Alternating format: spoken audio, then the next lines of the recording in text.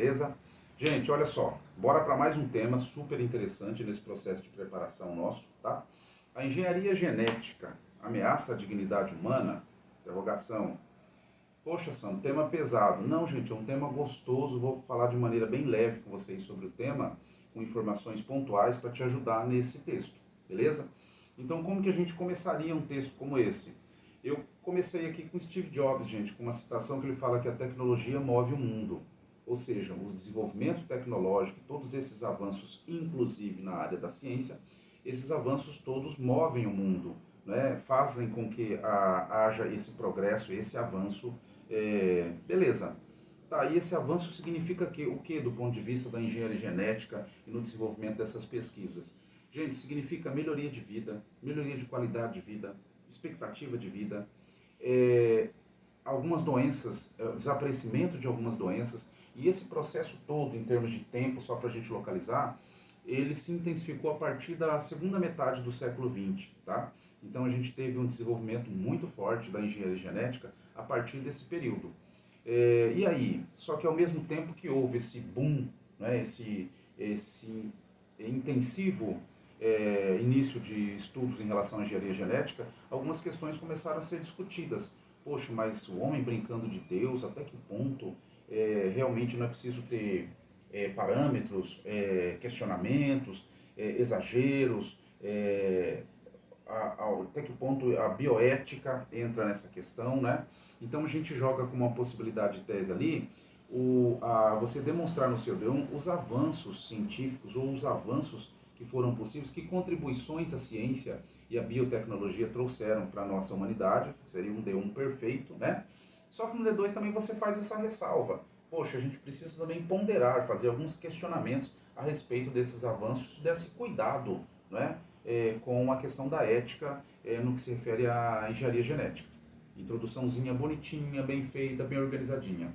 Lá no seu D1, desce lá para o D1, Sandro, posso abrir lá, eu quero falar de ciência, eu quero falar de razão, eu quero falar de pesquisa, e eu quero voltar lá na história nossa, lá no período renascentista, e de como houve avanços muito significativos nessa área de valorização da ciência.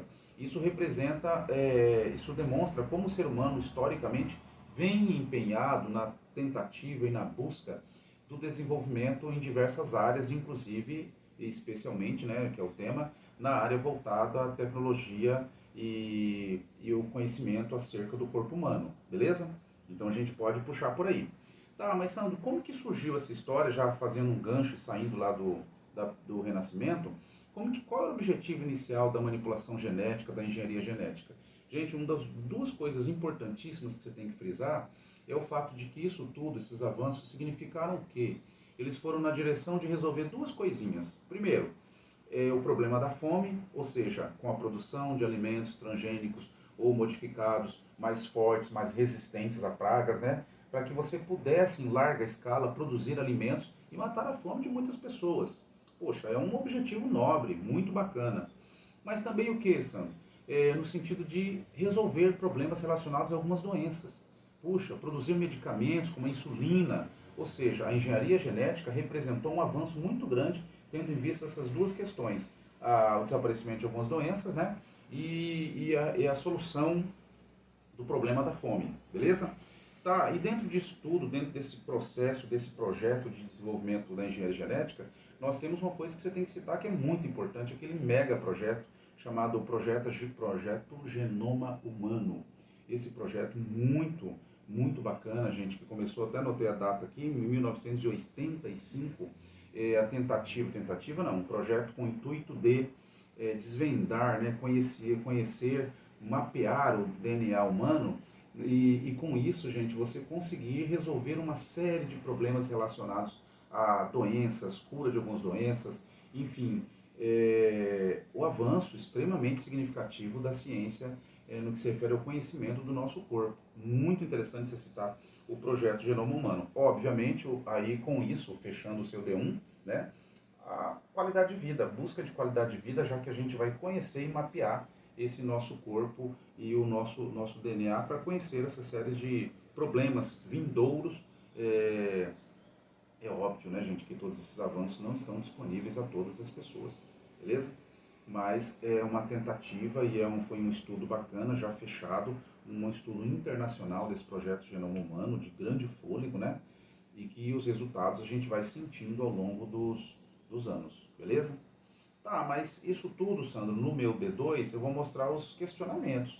Sim, a gente vai mostrar os nossos questionamentos. Poxa, até que ponto, assim, apesar de todos esses avanços, será que não surgem questionamentos éticos, morais, em relação a, poxa, a fabricação de super-humanos, né?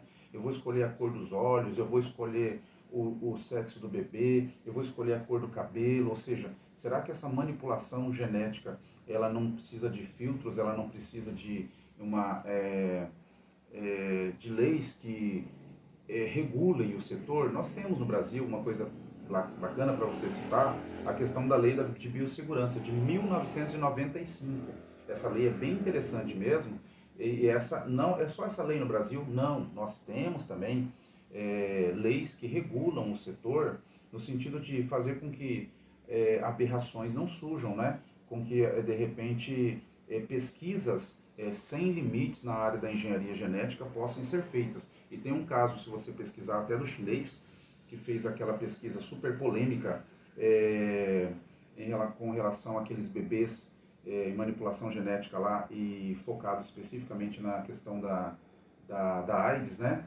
Então você tem também casos extremados como esses que acendem um alerta em relação a, poxa, é preciso que haja limites para que haja ética no trato com a engenharia genética. Beleza? Bacaninha, fechou o seu D2. Conclusão, esse texto não é PI, a gente vai lá na conclusão, uma conclusão bem gostosa. Ou seja, você vai fechar o seu texto mostrando que a engenharia genética, ela não ameaça a dignidade humana, ela representa um avanço, sim, na direção de uma série de conquistas e conhecimentos sobre o nosso corpo, sobre doenças e avanços significativos nessa área, apesar de que são necessários necessárias, né, regulações em relação a esse setor para que essas pesquisas avancem de maneira ética e extremamente produtiva para a humanidade.